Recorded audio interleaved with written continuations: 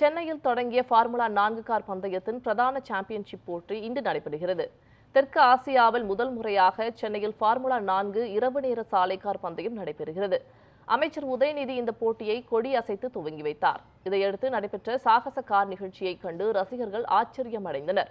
இதனைத் தொடர்ந்து நடைபெற்ற பயிற்சியில் 10 கார்கள் மின்னல் வேகத்தில் பறந்தன. சுமார் 200 கிலோமீட்டர் வேகத்துக்கு மேல் சென்ற இந்த கார்களை பார்வையாளர்கள் உற்சாகமாக கண்டு களித்தனர்.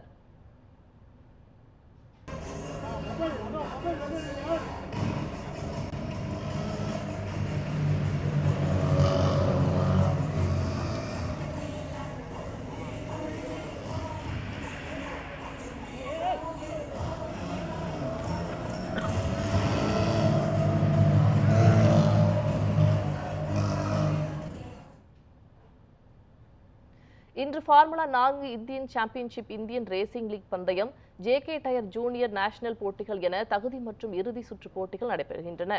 பிற்பகலில் தொடங்கும் இந்த பந்தயங்கள் இரவு 10:30 மணிக்கு நிறைவடைகிறது. இந்த பந்தயம் தனிநபராகவும் இந்தியன் ரேசிங் லீக் அணிகளுக்கான போட்டியாகவும் நடத்தப்படுகிறது. இந்த போட்டிகளில் பங்கேற்கும் சென்னை அணியில் இந்திய வீரர்களான சந்தீப் குமார், முகமது ரியான், இங்கிலாந்தை சேர்ந்த ஜான் லான்காஸ்டர் ஆகியோர் இடம்பெறுகின்றனர்.